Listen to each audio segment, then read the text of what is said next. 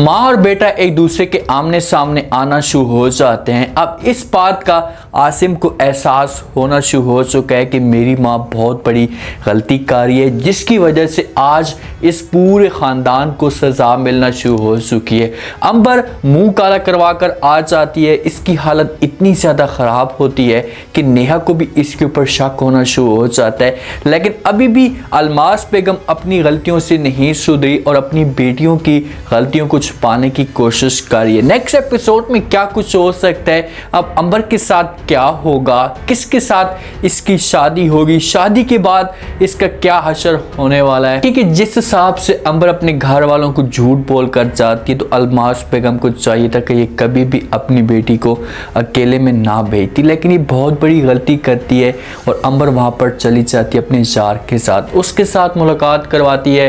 तो जार को जब मौका मिलता है अकेले में, तो इसकी इज्जत को बर्बाद कर देता है, इसकी इज्जत के साथ खेलना शुरू कर देता है। तो जिस वक्त ये घर में वापस आती है तो इसकी हालत पूरे तरीके से ख़राब होती है।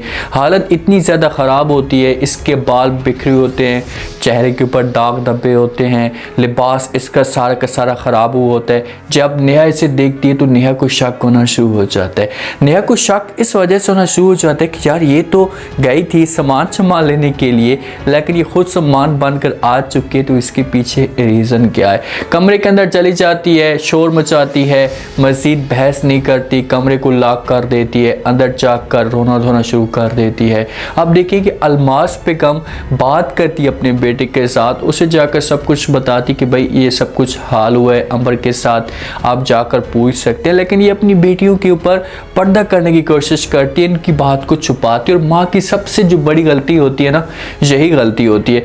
कभी भी अपनी बच्ची की इस्सा की गलती को आप ना छुपाएं। आप घर के अंदर कोई भी मर्द मौजूद है, उसके साथ जाकर बात शेयर करें, उसे सब कुछ बताएं कि मेरी बच्ची के साथ ये मसला चल रहा है, आप आराम के साथ जाकर बात करें, इसके मसले को हल करें। अलमास बेगम अंदर जाती है और जाकर जो अपनी बच्ची के साथ बातें करना शुरू कर देती है और कहती है तुम सब कुछ क्या करवा के आई हो, तुमने ऐसा क्यों धोखा दिया, अगर वो तुम्हें मार ही देता तो सबसे बेस्ट था, ये सब कुछ ठीक था, हमारी इज्जत तो बर्बाद ना होती। तो आगे से जब वो जिस वक्त अंबर ये बातें सुनती तो अपनी माँ को जवाब देती और कहती कि माँ जी मेरे साथ धोखा हो गया है, मैं मोहब्बत करती थी, लेकिन जिसने मेरे साथ धोखा किया आप लोगों ने उसे नहीं छोड़ना, उसे मार देना है। तो अलमास बेगम कहती कि भाई कौन था वो, किसने आपके साथ धोखा किया है, बकवास अपनी खोलो, अपनी ज़बान से निकालो उसका नाम।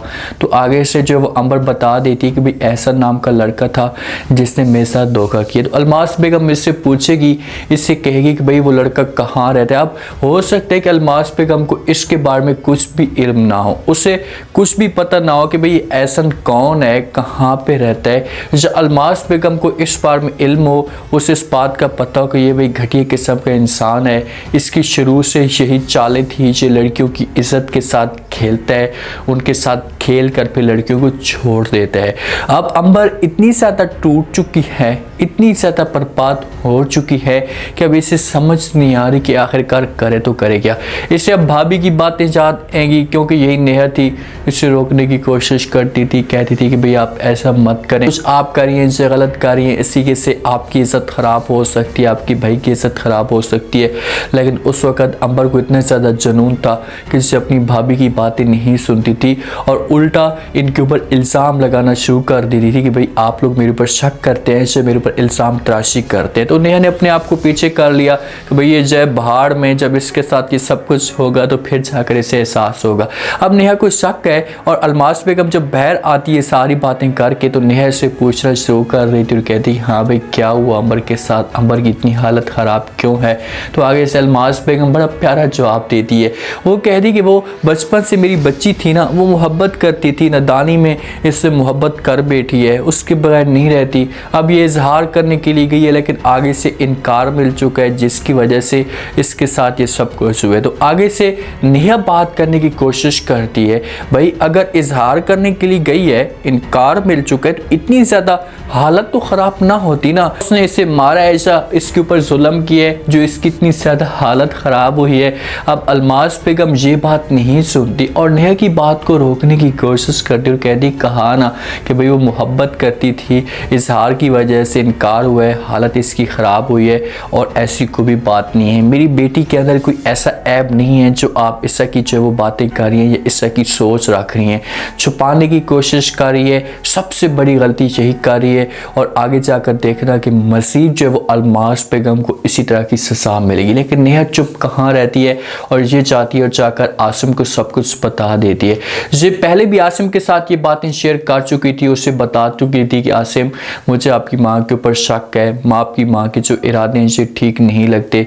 लेकिन आसिम उस वक्त अब बात नहीं सुनता। लेकिन अब आसिम अपनी बेगम की बातों के ऊपर तवज्जो देना शुरू कर चुका है। उसे इस बात का एहसास हो चुका है कि भाई मेरी जो बेगम है उसे कुछ ना कुछ बातें किसी हद तक ठीक कह रही है।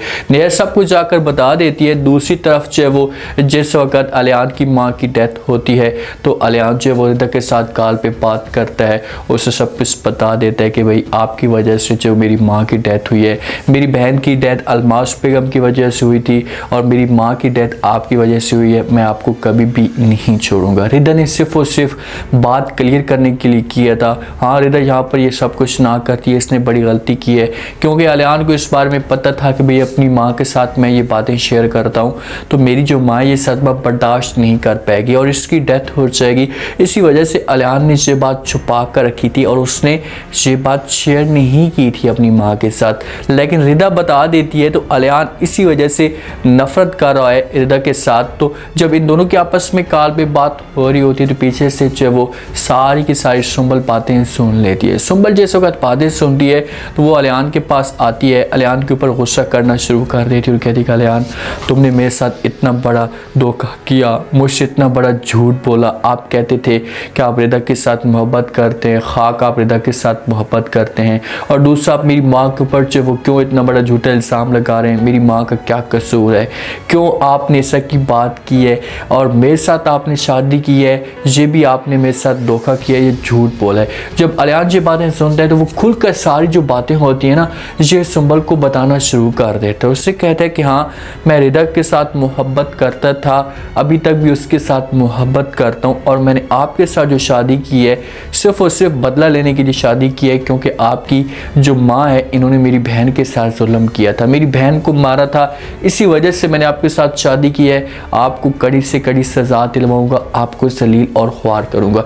जब ये बातें सुंबल सुनती है ना सुंबल चौंक जाती है बेचारी। देखिए कि इस मासूम का कसूर तो नहीं है ना, आप एक माँ की गलती की वजह से उसकी बच्चियों को सज़ा तो ना दें, उन्हें तो तकलीफ ना दें, उनका क्या कसूर है। सुंबल ने तो कभी भी ऐसा नहीं सोचा था, वो तो हमेशा गलत बातों के खिलाफ होती थी और अपनी माँ को इनकार भी करती थी कि माँ जी अब ऐसा मत करें। अब सुंबल के साथ इतना बड़ा जो है वो जुल्म हो रहा है तो इस बात पे थोड़ी बहुत तकलीफ तो बनती है। अलियान गुस्से से सुंबल का बाजू पकड़ता है, उससे कहता है कि मैं तुम्हें हर तरह की तकलीफ दूंगा, लम्हा बलम्हा मैं तुम्हें तड़पाता रहूँगा। इसका बाजू पकड़ता है, उसे स्टोर में जाकर बंद कर देता है। सुंबल बेचारी रोती है, तड़पती है, अपने फैसले पे पछता रही होती है कि यार मैंने कितनी बड़ी गलती की है, मैंने तो अलियान के साथ मोहब्बत की थी, इसके साथ मैंने कभी भी ऐसा नहीं सोचा था कि मेरे साथ ऐसा होगा। सुंबल के साथ अलमास बेगम का काफ़ी टाइम हो जाता है, राब्ता नहीं होता, बार बार कॉलें करती तो हो सकता है कि सुंबल का जो नंबर है ये बंद हो, इसी वजह से पहुंच जाती है अलियान के घर में। अलमास बेगम को शक तो होता है कि भाई अलियान जो वो कभी भी अपनी बेगम को खुश नहीं रहने देगा, मेरी बच्ची के साथ जुल्म करेगा, तो इसी वजह से पहुंचती है और अलियान से पूछना शुरू कर देती है, प्रेशर डालने की कोशिश करती है और कहती है कि कहाँ है मेरी बच्ची को लाओ वरना मैं तुम्हें नहीं छोड़ूंगी। तो आगे से अलियान इनकार कर देते और कहते कि भाई तुम बेहतर चाहिए, तुम यहाँ से चली जाओ, तुम्हारी बच्ची के साथ तुम्हारी मुलाकात नहीं हो सकती। अलमास बेगम गुस्सा करती है और कहती कि अपनी बकवास बंद करो और मेरी बच्ची वापस लाओ वरना मैं तुम्हें नहीं छोड़ूंगी। तो अलियान भी गुस्सा करते और कहते कि आप अपनी बकवास बंद करें और बेहतर चाहिए हो आप यहाँ से चली जाएं। तो अलमास बेगम जो वो नाराज़ होकर चली जाती है, इसकी सुंबल के साथ मुलाकात नहीं होती। जिस वक्त घर में जाती है तो जाकर जो वो प्रेशर डालना शुरू कर देती है आसिम के ऊपर। उससे कहती है कि आसिम सुंबल को लेकर आ जाओ, अलियान के साथ वो नहीं रहेगी, अलियान उसके ऊपर जुल्म कर रहा है, उसे मारने की कोशिश कर रहा है अभी और इसी वक्त आपसे। जिस वक्त आसिम ये बातें सुनता है तो अपनी माँ को कहता है कि माँ जी वो बातें सारी ठीक है, मैं लेने के लिए चला जाऊँगा, लेकिन मुझे ये बताएं कि अलियान किस वजह से इतनी नफरत कर रहा है, इसके पीछे रीज़न क्या है, वो रीज़न मुझे बताएं, वो रीज़न मैं पूछना चाहता हूँ। तो आगे से अलमास बेगम कहती कि जितना आपको मैंने कहा है आप उतना करें, मेरे सामने अपनी ज़बान चलाने की कोशिश ना करें। आप माँ और बेटा एक दूसरे के आमने सामने आ जाते हैं, लेकिन आसिम बार बार कहते हैं कि सुंबल के साथ क्या हो रहा है, उसके बाद जो वो अंबर के साथ क्या हो रहा है, ये किस वजह से हो रहा है, इसके पीछे आखिर बड़ा मसला क्या है, पूछने की कोशिश करता है आसिम। लेकिन अलमास बेगम से वो कहाँ ये बातें बताती है और उल्टी बातें करना शुरू कर देती है। नेहा भी साथ में मौजूद होती है, लेकिन नेहा आसिम को यहाँ पर ठंडक कर लेगी, उसे समझा देगी, गेम दोनों तरफ से ठंडी हो जाएगी। लेकिन अब आसिम के दिल में ये बात बैठ चुकी है, उसे इस बात का पता चल चुका है कि यार ये क्या हो रहा है और क्यों और किस वजह से हो रहा है। उम्मीद है आज का रिव्यू, आज के टीजर